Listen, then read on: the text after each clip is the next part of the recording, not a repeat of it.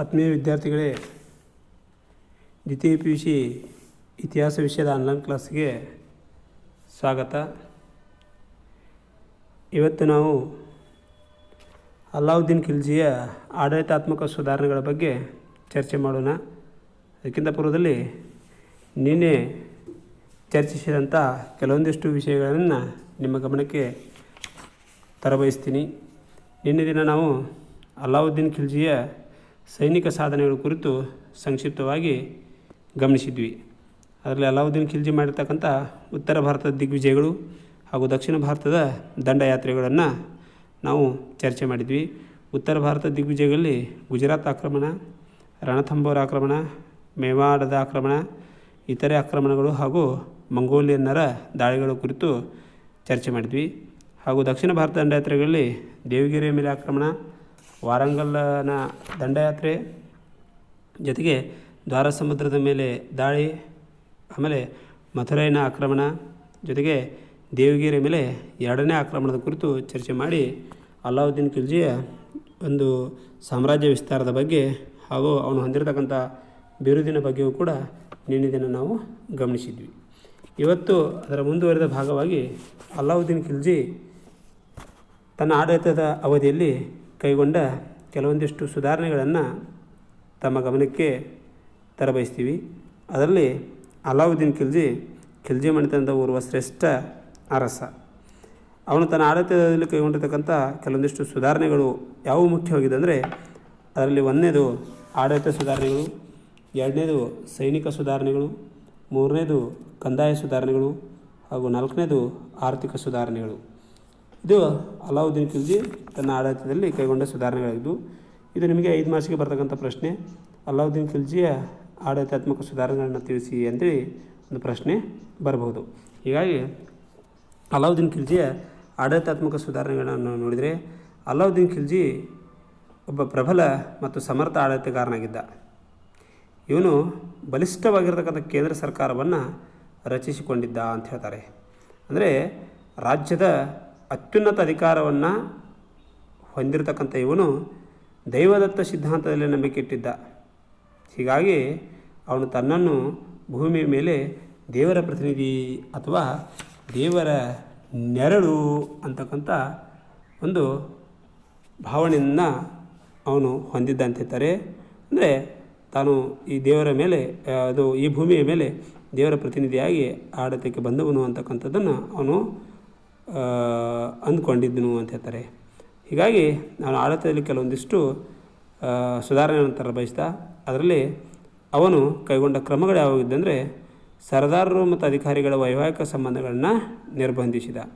ಅಂದರೆ ಅವನ ಆಡಳಿತದಲ್ಲಿರ್ತಕ್ಕಂಥ ಸರದಾರರು ಮತ್ತು ಅಧಿಕಾರಿಗಳ ನಡುವೆ ವೈವಾಹಿಕ ಸಂಬಂಧ ಒಂದು ಮಾಡಿಕೊಡುದು ಅಂತಕ್ಕಂಥ ನಿರ್ಬಂಧವನ್ನು ಹಾಕಿದ. ಯಾಕಂದರೆ 2 ಜನ ಈ ಅಧಿಕಾರಿಗಳು ವೈವಾಹಿಕ ಸಂಬಂಧ ಹೊಂದಿದರೆ ರಾಜ್ಯಕ್ಕೇ ತೊಂದರೆ ಆಗ್ತದೆ ಅಂತಕ್ಕಂಥದ್ದನ್ನು ಅವನು ಮನಗಂಡಿದ್ದ.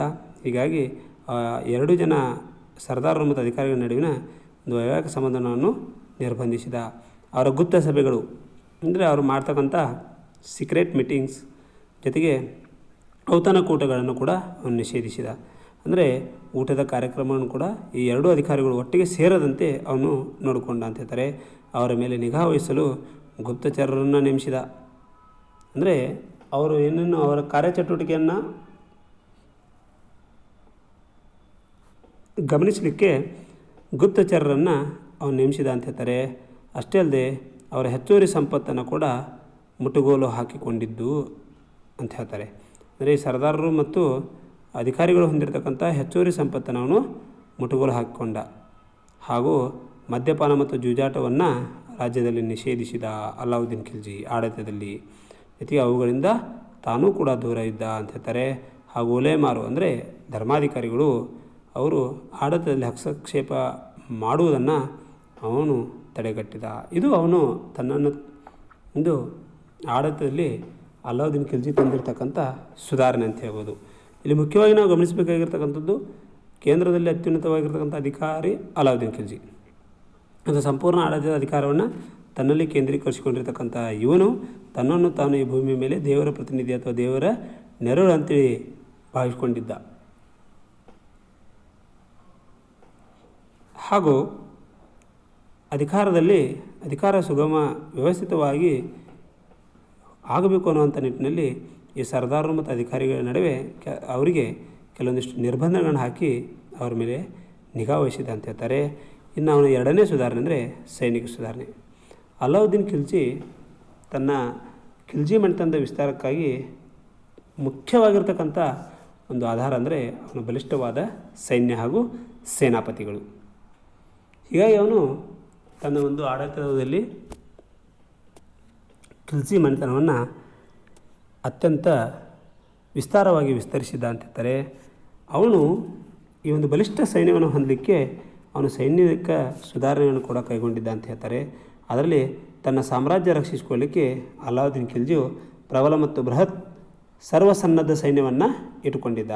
ಹಾಗೂ ಅದರಲ್ಲಿ ಕೆಲವೊಂದಿಷ್ಟು ಸುಧಾರಣೆಗಳನ್ನು ಕೂಡ ಅವನು ಜಾರಿಗೊಳಿಸಿದ್ದ ಅಂತ ಹೇಳ್ತಾರೆ.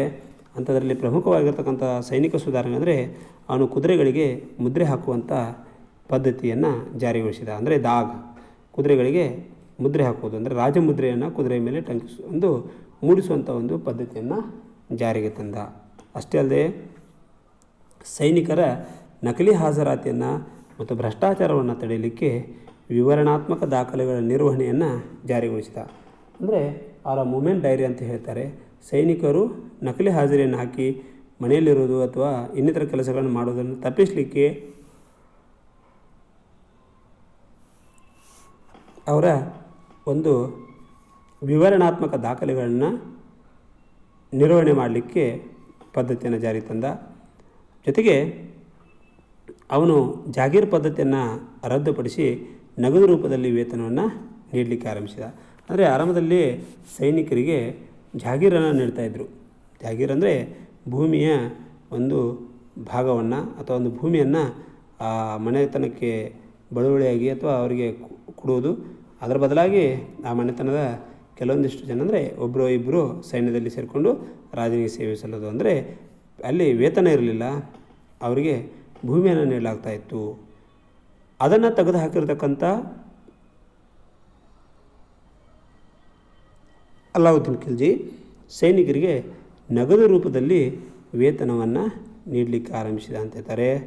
ಅಂದು ಸೈನಿಕರಿಗೆ ವಾರ್ಷಿಕ 234 ಟಂಕ್ಗಳ ವೇತನವನ್ನು ನಿಗದಿಗೊಳಿಸಿದ ಅಂತ ಹೇಳ್ತಾರೆ. ಇಲ್ಲಿ ಪ್ರತೀಕವಾಗಿ ಅಂದರೆ 234 ಟಂಕ್ಗಳು ಅವನಿಗೆ ವರ್ಷಕ್ಕೆ ಒಂದು ವೇತನ ಅಂತೇಳಿ ನಿಗದಿಗೊಳಿಸಿದ ಅಂತ ಹೇಳ್ತಾರೆ. ಅಲ್ಲದೆ 2 ಕುದುರೆಗಳನ್ನು ನಿರ್ವಹಿಸುತ್ತಿದ್ದ ಸೈನಿಕರಿಗೆ, ಒಬ್ಬ ವ್ಯಕ್ತಿ 2 ಕುದುರೆಗಳನ್ನು ಸ್ವಲ್ಪ ಲಾಲನೆ ಪಾಲನೆ ಮಾಡ್ತಿದ್ರೆ ಅಥವಾ ಕುದುರೆಗಳನ್ನು ನಿಯಂತ್ರಿಸ್ತಾ ಇದ್ದರೆ ಅವನಿಗೆ ಹೆಚ್ಚುವರಿಯಾಗಿ 78 ಟಂಕ್ಗಳನ್ನು ಅವನಿಗೆ ನೀಡಲಾಗ್ತಾಯಿತ್ತು. ಅಂದರೆ ಆ ಒಂದು ಸಂದರ್ಭದಲ್ಲಿ ಅವನಿಗೆ ಹೆಚ್ಚುವರಿಯಾಗಿ 78 ಟಂಕ್ಗಳು ದೊರೆಯಿತು. ಆಮೇಲೆ ಅರೀಜಿ ಮುಮಾಲಿಕ್ ಎಂಬ ಅಧಿಕಾರಿಯು ಸೈನಿಕರ ನೇಮಕಾತಿ ಅಧಿಕಾರವನ್ನು ಹೊಂದಿದ್ದ. ಅಂದರೆ ಅರೀಜಿ ಮುಮಾಲಿಕ್ ಎಂಬ ಅಧಿಕಾರಿಯನ್ನು ಸೈನ್ಯ ನೇಮಕಾತಿ ಆಮೇಲೆ ಸೈನ್ಯದ ಇನ್ನಿತರ ಆಗುಹೋಗುಗಳನ್ನು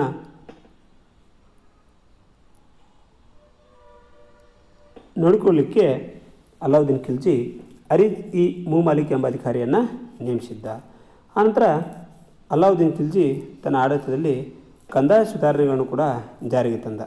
ಅಂದರೆ ಆರ್ಥಿಕವಾಗಿ ರಾಜ್ಯವನ್ನು ಸುಭದ್ರಗೊಳಿಸಲಿಕ್ಕೆ ಅಲಾವುದ್ದೀನ್ ಖಿಲ್ಜಿ ಕೈಗೊಂಡ ಕೆಲವೊಂದಿಷ್ಟು ಕಂದಾಯ ಸುಧಾರಣೆಗಳನ್ನು ನಾವು ಕೂಡ ಗಮನಿಸಬಹುದು. ಅದರಲ್ಲಿ ಮುಖ್ಯವಾಗಿ ಅಲಾವುದ್ದೀನ್ ಖಿಲ್ಜಿ ಕೈಗೊಂಡಿರ್ತಕ್ಕಂಥ ಸುಧಾರಣೆ ಅಂದರೆ ಅಲಾವುದ್ದೀನ್ ಖಿಲ್ಜಿ ತನ್ನ ಆಡಳಿತದಲ್ಲಿ ವೈಜ್ಞಾನಿಕ ತಳಹದಿಯ ಮೇಲೆ ಭೂಮಾಪನ ಪದ್ಧತಿಯನ್ನು ಆರಂಭಿಸಿ ಭೂ ಕಂದಾಯವನ್ನು ನಿಗದಿಗೊಳಿಸಿದ. ಅಂದರೆ ಸೈಂಟಿಫಿಕ್ ಮೆಜರ್ಮೆಂಟ್ ಅಂದರೆ ವೈಜ್ಞಾನಿಕವಾಗಿರ್ತಕ್ಕಂಥ ರೀತಿಯಲ್ಲಿ ಒಂದು ಭೂಮಾಪನ, ಭೂಮಿಯನ್ನು ಮಾಪ್ ಮಾಡೋದು, ಭೂಮಿಯನ್ನು ಅಳೆಯುವುದು, ಭೂಮಿಯ ಅಳತೆಯನ್ನು ಮಾಡಿಸಿ ಅದನ್ನು ಆ ಒಂದು ಮಾಪನದ ಅನುಗುಣವಾಗಿ ಭೂ ಕಂದಾಯವನ್ನು ಅವನು ನಿಗದಿಗೊಳಿಸಿದ ಅಂತ ಹೇಳ್ತಾರೆ. ಜೊತೆಗೆ ಸರ್ದಾರರು, ಜಾಗೀರ್ದಾರರು ಮತ್ತು ಉಲೇಮಾರ ಮೇಲೆ ಅವನು ಹೆಚ್ಚಿನ ತೆರಿಗೆಯನ್ನು ಹೇರಿದ. ಅಂದರೆ ಉನ್ನತ ಅಧಿಕಾರಿಗಳು, ಆಡಳಿತದಲ್ಲಿರ್ತಕ್ಕಂಥ ಉನ್ನತ ಅಧಿಕಾರಿಗಳು, ಸರ್ದಾರರು, ಜಾಗೀರ್ದಾರರು ಮತ್ತು ಉಲೇಮಾಗಳು, ಉಲೇಮಾ ಧರ್ಮಗುರು, ಇವರ ಮೇಲೆ ಕೂಡ ಇವರು ತೆರಿಗೆಯಿಂದ ಕೆಲವೊಂದು ಆಡಳಿತದಲ್ಲಿ ತೆರಿಗೆಯಿಂದ ಇವರು ವಿಮುಕ್ತರಾಗಿದ್ದರು. ಆದರೆ ಅಲಾವುದ್ದೀನ್ ಖಿಲ್ಜಿ ಅವ್ರ ಮೇಲೆಯೂ ಕೂಡ ಹೆಚ್ಚಿನ ತೆರಿಗೆಯನ್ನು ಹಾಕಿದ ಅಂತ ಹೇಳ್ತಾರೆ. ಆಮೇಲೆ ಅಲಾವುದ್ದೀನ್ ಖಿಲ್ಜಿ ಇನ್ನೊಂದು ಸುಧಾರಣೆ ಅಂದರೆ ಮುಸ್ಲಿಮೇತರ ಮೇಲೆ ಜಜಿಯಾವನ್ನು ವಿಧಿಸಿದ. ಹಾಗೂ ಅವರು ಯಾತ್ರಾ ತೆರಿಗೆ, ಸರಕು ತೆರಿಗೆ ಮುಂತಾದವುಗಳೊಂದಿಗೆ ಇದನ್ನು ಕೂಡ ಕೊಡಬೇಕಾಯಿತು. ಅಂದರೆ ಮುಸ್ಲಿಮರು ಅಲ್ಲದೇ ಇರತಕ್ಕಂಥ ವ್ಯಕ್ತಿಗಳು, ಅಂದರೆ ಯಾರೇ ಹಿಂದೂಗಳಿರ್ಬೋದು ಅಥವಾ ಮತ್ತಿತರ ಧರ್ಮಕ್ಕೆ ಸಂಬಂಧಪಟ್ಟಿರ್ತಕ್ಕಂಥವ್ರು ಯಾರು ಮುಸ್ಲಿಮರಲ್ಲ ಅಂಥವರು ಕೊಡಬೇಕಾದ ತೆಲೆಗಂದಾಯ, ಅದನ್ನು ಜಜಿಯಾ ಅಂತ ಕೇಳ್ತಾರೆ. ಈ ಜಜಿಯಾ ಅಂತಕ್ಕಂಥ ತೆಲೆಗಂದಾಯವನ್ನು ಅಲಾವುದ್ದೀನ್ ಖಿಲ್ಜಿ ವಿಧಿಸಿದ. ಅಷ್ಟೇ ಅಲ್ಲದೆ ಹಿಂದೂಗಳು ಯಾತ್ರಾ ತೆರಿಗೆಯನ್ನು, ಸರಕು ತೆರಿಗೆ ಮುಂತಾದವುಗಳನ್ನು ಕೂಡ ಕೊಡಬೇಕಾಗಿತ್ತು ಅಂದು ಇದನ್ನು ಕೂಡ ಅಲಾವುದ್ದೀನ್ ಖಿಲ್ಜಿ ವಸೂಲಿ ಮಾಡಿದ. ಜೊತೆಗೆ ಕಂದಾಯ ಅಧಿಕಾರಿಗಳ ಭ್ರಷ್ಟಾಚಾರ ಮತ್ತು ಲಂಚಗುಳಿತನವನ್ನು ತಡೆಯುವ ಉದ್ದೇಶದಿಂದ ಅವರಿಗೆ ವೇತನವನ್ನು ಹೆಚ್ಚಿಸಿದ. ಅಂದರೆ ಯಾರು ಕಂದಾಯ ಅಧಿಕಾರಿಗಳು, ಯಾರು ಕಂದಾಯವನ್ನು ಸಂಗ್ರಹಣೆ ಮಾಡ್ತಾರೆ ಅಂಥವರು ಭ್ರಷ್ಟರಾಗಬಾರ್ದು, ಅಂಥ ಅಧಿಕಾರಿಗಳು ಲಂಚವನ್ನು ಪಡೆದುಕೊಳ್ಳಬಾರ್ದು ಅನ್ನೋಂಥ ಉದ್ದೇಶದಿಂದ ಅವರ ವೇತನವನ್ನು ಹೆಚ್ಚಿಸಿದ. ಅವರ ವೇತನವನ್ನು ಅಧಿಕ ಪ್ರಮಾಣಗೊಳಿಸಿ ಅವರು ಪ್ರಾಮಾಣಿಕರಾಗಿ ಸೇವೆ ಸಲ್ಲಿಸುವಂತೆ ಮಾಡಿದ.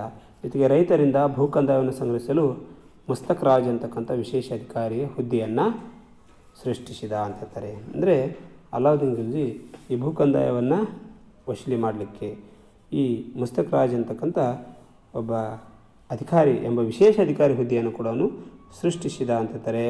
ಆಮೇಲೆ ರೈತರನ್ನು ಭ್ರಷ್ಟ ಕಂದಾಯ ಅಧಿಕಾರಿಗಳ ಬೇಡಿಕೆಗಳನ್ನು ರಕ್ಷಿಸಲು ಅವರೆಸಗುವ ಕ್ಷುಲ್ಲಕ ಅಪರಾಧಿಗಳಿಗೂ ಕೂಡ ಕಠಿಣ ಶಿಕ್ಷೆ ವಿಧಿಸಲು ಕ್ರಮ ಕೈಗೊಂಡ. ಅಂದರೆ ಯಾರಾದರೂ ಅಧಿಕಾರಿಗಳು ಲಂಚವನ್ನು, ಅಂದರೆ ಭ್ರಷ್ಟ ಕಂದಾಯ ಅಧಿಕಾರಿಗಳು ಒಂದು ರೈತರ ಮೇಲೆ ಏನಾದರೂ ಬೇಡಿಕೆಯನ್ನು ಹಾಕಿ ರೈತರನ್ನು ಶೋಷಣೆ ಮಾಡಿದ್ದೇ ಆದರೆ ಅವರೆಸಗುವಂಥ ಅತ್ಯಂತ ಕ್ಷುಲ್ಲಕ ಅಪರಾಧಗಳಿಗೂ ಕೂಡ ಅಲಾವುದ್ದೀನ್ ಖಿಲ್ಜಿ ಅಂಥ ಅಧಿಕಾರಿಗಳಿಗೆ ಕಠಿಣ ಶಿಕ್ಷೆಯನ್ನು ನೀಡ್ತಾ ಇದ್ದ. ಇದು ಅಲಾವುದ್ದೀನ್ ಖಿಲ್ಜಿ ಕೈಗೊಂಡ ಒಂದು ಕಂದಾಯ ಸುಧಾರಣೆ ಅಂತ ಹೇಳ್ಬೋದು. ನಂತರ ಅವನ ಆಡಳಿತದಲ್ಲಿ ಆರ್ಥಿಕ ಸುಧಾರಣೆಗಳೊಂದು, ಅಂದರೆ ಮಾರುಕಟ್ಟೆಯ ನಿಯಮಗಳನ್ನು ಕೂಡ ಅವನು ಮಾಡಿದ ಅಂತ ಹೇಳ್ತಾರೆ. ಅಂದರೆ ಸೈನಿಕರಿಗೆ ಮೂಲಭೂತ ಅಗತ್ಯತೆಗಳನ್ನು ಪೂರೈಸಲಿಕ್ಕೆ ಅಲಾವುದ್ದೀನ್ ಮಾರುಕಟ್ಟೆ ನಿಯಮಗಳನ್ನ ಜಾರಿಗೊಳಿಸಿದ. ಅಲ್ಲಿ ಮುಖ್ಯವಾಗಿ ಯಾವ ರೀತಿ ಅವನ ಕ್ರಮಗಳಿದ್ದು ಅಂದರೆ ದೈನಂದಿನ ಉಪಯೋಗದ ಎಲ್ಲ ವಸ್ತುಗಳ ದರಗಳನ್ನು ನಿಗದಿಗೊಳಿಸಲಾಯಿತು. ಅಂದರೆ ದೈನಿಕವಾಗಿ ಉಪಯೋಗಿಸ್ತಕ್ಕಂಥ ಎಲ್ಲ ವಸ್ತುಗಳ ದರಗಳನ್ನು ಕೂಡ ಅಲಾವುದ್ದೀನ್ ಖಿಲ್ಜಿ ನಿಗದಿಗೊಳಿಸಿದ ಅಂತ ಹೇಳ್ತಾರೆ. ಅದರಲ್ಲಿ ಮಾರುಕಟ್ಟೆಯನ್ನು ನಿಯಂತ್ರಿಸಲು ಪ್ರತ್ಯೇಕವಾದ ಒಂದು ಇಲಾಖೆಯನ್ನೇ ಮತ್ತು ವಿಶೇಷ ಅಧಿಕಾರಿಗಳನ್ನೇ ಅವನು ನೇಮಿಸಿದ. ರಾಜಧಾನಿಯಲ್ಲಿ ನಿಗದಿಗೊಳಿಸಿದಂಥ ದರಗಳು ಎಲ್ಲ ನಗರಗಳಿಗೆ ಅನ್ವಯ ಆಗ್ತಿದ್ವು. ಅಂದರೆ ತನ್ನ ಆಡಳಿತದ ಅವಧಿಯಲ್ಲಿ ರಾಜಧಾನಿಯಲ್ಲಿ ಏನು ನಿಗದಿ ಆಗ್ತಿತ್ತು ದರ, ಅದೆಲ್ಲ ನಗರಗಳಿಗೂ ಅನ್ವಯವಾಗುವಂತೆ ಅವನು ಜಾರಿಗೊಳಿಸಿದ. ಜೊತೆಗೆ ಸರ್ಕಾರಿ ಉಗ್ರಾಣಗಳಲ್ಲಿ ಧಾನ್ಯಗಳನ್ನು ಶೇಖರಿಸಿ ಇಡಲಾಗುತ್ತಿತ್ತು. ಅಂದರೆ ಸರ್ಕಾರದ ಗೋಡೌನ್ಗಳಲ್ಲಿ, ಉಗ್ರಾಣಗಳಲ್ಲಿ ಧಾನ್ಯಗಳನ್ನು, ರೈತರಿಂದ ಶೇಖರಣೆ ಮಾಡಲಾದ ಧಾನ್ಯಗಳನ್ನು ಅವರಲ್ಲಿ ಇಡಲಾಗ್ತಿದ್ದು. ಅಂಥ ಧಾನ್ಯಗಳು ತುರ್ತು ಸಂದರ್ಭಗಳಾದ ಕೊರತೆಯ ಸಮಯ, ಕ್ಷಾಮಗಳ ಕಾಲಗಳಿಗಾಗಿ ಇವುಗಳನ್ನ ಸಂಗ್ರಹಿಸಿಡಲಾಗುತ್ತಿತ್ತು. ಅಂದರೆ ಅಕಸ್ಮಾತಾಗಿ ಬರಗಾಲದ ಪರಿಸ್ಥಿತಿ ಇದ್ದಾಗ ಅಥವಾ ಇನ್ನಿತರ ತುರ್ತು ಪರಿಸ್ಥಿತಿ ರಾಜ್ಯಕ್ಕೆ ಒದಗಿದಾಗ ಈ ಒಂದು ಧಾನ್ಯಗಳನ್ನು ವಿನಿಯೋಗ ಮಾಡ್ತಿದ್ರು ಅಥವಾ ಅಲ್ಲಿ ಉಪಯೋಗಿಸ್ತಾ ಇದ್ರು ಅಂತ ಹೇಳ್ಬೋದು. ಅಥವಾ ಆಮೇಲೆ ಯಾವುದೇ ವ್ಯಾಪಾರಿ ಅಥವಾ ಮಾರಾಟಗಾರ ತೂಕದಲ್ಲಿ ಏನಾದರೂ, ಅಳತೆಯಲ್ಲಿ ಏನಾದರೂ ವಂಚಿಸಿದರೆ ಅಂಥವ್ರನ್ನು ಕೂಡ ಕಠಿಣವಾಗಿ ಶಿಕ್ಷಿಸ್ತಾ ಇತ್ತು. ಅಂದು ಇಂಥ ತಪ್ಪುಗಳಿಗೆ ಅವ್ರು ಮಾಡ್ತಕ್ಕಂಥ ತೂಕಕ್ಕೆ ಒಂದು ತಪ್ಪಿಗೆ, ಅಂದರೆ ತೂಕಕ್ಕೆ ಸಮಾನಾದಷ್ಟು ಮಾಂಸವನ್ನೇ ಅವರ ಶರೀರದ ತೊಡೆಯಿಂದ ಕತ್ತರಿಸಿ ಹಾಕುವ ಶಿಕ್ಷೆಯನ್ನು ವಿಧಿಸಲಾಗ್ತಾಯಿತ್ತು. ಅಂದರೆ ಈ ಥರದ ಕಠಿಣ ಶಿಕ್ಷೆಗಳನ್ನು ಕೂಡ ಅಂದು ಜಾರಿಗೊಳಿಸಿದ. ಅಂದರೆ ಇದರಿಂದ ತೂಕ ಅಳತೆಯಲ್ಲಿ ಆಗ್ತಕ್ಕಂಥ ವಂಚನೆಯನ್ನು ಕೂಡ ಅಲಾವುದ್ದೀನ್ ಖಿಲ್ಜಿ ತಪ್ಪಿಸಿದ ಅಂತ ಹೇಳ್ತಾರೆ. ಇಷ್ಟು ಅಲಾವುದ್ದೀನ್ ಖಿಲ್ಜಿ ತನ್ನ ಆಡಳಿತದ ಅವಧಿಯಲ್ಲಿ ಒಂದು ಆಡಳಿತ ಸುಧಾರಣೆಗಳು, ಸೈನಿಕ ಸುಧಾರಣೆಗಳು, ಕಂದಾಯ ಸುಧಾರಣೆ, ಆರ್ಥಿಕ ಸುಧಾರಣೆ, ಮಾರುಕಟ್ಟೆ ನಿಯಂತ್ರಣ ಇಂಥ ಹಲವಾರು ಅಂಶಗಳನ್ನು ಜಾರಿಗೊಳಿಸೋದ್ರ ಮೂಲಕ ಉತ್ತಮವಾದ ಆಡಳಿತವನ್ನು ನೀಡಿದ. ಇನ್ನು ಅವನು ಕೊನೆಯ ದಿನಗಳನ್ನು ನೋಡಿದರೆ ಅಲಾವುದ್ದೀನ್ ಖಿಲ್ಜಿಯ ಕೊನೆಯ ದಿನಗಳು. ಅಲಾವುದ್ದೀನ್ ಖಿಲ್ಜಿ ಮಣಿತಂಥ ಶ್ರೇಷ್ಠ ಅರಸ, ಅದರಲ್ಲಿ ಯಾವುದೇ ಸಂದೇಹವಿಲ್ಲ. ಆದರೂ ಕೂಡ ಅವನ ಕೊನೆಯ ದಿನಗಳು ಸುಖಕರವಾಗಿರಲಿಲ್ಲ. ಯಾಕಂದರೆ ಅವನ ನಂಬಿಕಸ್ಥ ಸೇನಾಪತಿ ಮಲಿಕ್ ಕಫೂರ್ ಕೊನೆಯ ದಿನಗಳಲ್ಲಿ ಅಲಾವುದ್ದೀನ್ ಖಿಲ್ಜಿಗೆ ವಿಷಪ್ರಾಶನ ಮಾಡಿದ್ದರಿಂದ ಅಲಾವುದ್ದೀನ್ ಖಿಲ್ಜಿ 1316ರಲ್ಲಿ, ಸಾಶ 1316ರಲ್ಲಿ ಮರಣ ಹೊಂದಿದ ಅಂತ ಹೇಳ್ತಾರೆ. ಒಟ್ಟಿನಲ್ಲಿ ಎರಡನೇ ಅಲೆಕ್ಸಾಂಡರ್ ಅಂತಕ್ಕಂಥ ಬಿರುದನ್ನು ಹೊಂದಿರತಕ್ಕಂಥ ಅಲಾವುದ್ದೀನ್ ಖಿಲ್ಜಿ ಕೊನೆಯ ದಿನಗಳಿಗೆ ಒಂದು ದುಃಖಮಯವಾಗಿ ಅನುಭವಿಸಿದ ಅಂತ ಹೇಳ್ತಾರೆ. ಕೊನೆಗೆ ಅವನು ನಂಬಿಕಸ್ಥ ಸೇನಾಪತಿ ಅವನನ್ನು ವಿಷಪ್ರಾಶನ ಮಾಡಿಸಿ ಕೊಂದ ಅಂತಕ್ಕಂಥದ್ದು ಕೂಡ ನಾವಿಲ್ಲಿ ಗಮನಿಸ್ಬೋದು. ಹೀಗೆ ಅಲಾವುದ್ದೀನ್ ಖಿಲ್ಜಿ ಮನೆತನದ ಶ್ರೇಷ್ಠ ಅರಸನಾಗಿ ಸಿಕ್ಕ ಅವಕಾಶಗಳನ್ನು ಸದುಪಯೋಗಪಡಿಸಿಕೊಂಡು ಅಧಿಕಾರಕ್ಕೆ ಬಂದಿರತಕ್ಕಂಥ ಇವನು ತನ್ನ ಆಡಳಿತದ ಅವಧಿಯಲ್ಲಿ ಖಿಲ್ಜಿ ಸಾಮ್ರಾಜ್ಯವನ್ನು ವಿಸ್ತರಿಸುವುದರೊಂದಿಗೆ ಉತ್ತಮವಾಗಿರ್ತಕ್ಕಂಥ ಆಡಳಿತವನ್ನು ನೀಡಿ ಒಂದು ವ್ಯವಸ್ಥಿತವಾದ ಸಾಮ್ರಾಜ್ಯದ ಅಡಿಪಾಯವನ್ನು ಹಾಕಿದ ಅಂತಕ್ಕಂಥದ್ದನ್ನು ನಾವು ನೋಡ್ತೀವಿ. ಆತ್ಮೀಯ ವಿದ್ಯಾರ್ಥಿಗಳೇ, ಈ ಅಧ್ಯಾಯಕ್ಕೆ ಸಂಬಂಧಪಟ್ಟಂಥ 2 ಅತ್ಯಂತ ಪ್ರಮುಖ ಪ್ರಶ್ನೆಗಳು. ಒಂದು, ಅಲಾವುದ್ದೀನ್ ಖಿಲ್ಜಿಯ ಜೀವನ ಮತ್ತು ಸಾಧನೆಗಳು. 2ನೇದು, ಅಲಾವುದ್ದೀನ್ ಖಿಲ್ಜಿ ಕೈಗೊಂಡ ಆಡಳಿತಾತ್ಮಕ ಸುಧಾರಣೆಗಳು. ಇಷ್ಟು ನೀವು ಅಲ್ಲಿ ಸಂಕ್ಷಿಪ್ತವಾಗಿ ಉತ್ತರವನ್ನು ಬರೆದಿಟ್ಕೊಳ್ಳಿ. ಮುಂದಿನ ಒಂದು ಅವಧಿಯಲ್ಲಿ ನಾವು ಇನ್ನೊಂದು ದೆಹಲಿಯಲ್ಲಿ ಆಗಿರ್ತಕ್ಕಂಥ ಇನ್ನೊಂದು ಸಂತತಿಯ ಬಗ್ಗೆ ಚರ್ಚೆ ಮಾಡೋಣ. ಅದೇ ತುಘಲಕ್ ಸಂತತಿ. ಈ ತುಘಲಕ್ ಸಂತತಿಯ ರಾಜಕೀಯ ಇತಿಹಾಸ ಜೊತೆಗೆ ಅದರಲ್ಲೇ ಆಡಳಿತ ಮಾಡಿರ್ತಕ್ಕಂಥ ಒಬ್ಬ ಶ್ರೇಷ್ಠ ಅರಸನಾಗಿರ್ತಕ್ಕಂಥ ಮೊಹಮ್ಮದ್ ಬಿನ್ ತುಘಲಕ್ನ ಜೀವನ ಮತ್ತು ಸಾಧನೆ ಬಗ್ಗೆ ನಾಳೆ ದಿನ ಚರ್ಚೆ ಮಾಡೋಣ. ಧನ್ಯವಾದಗಳು.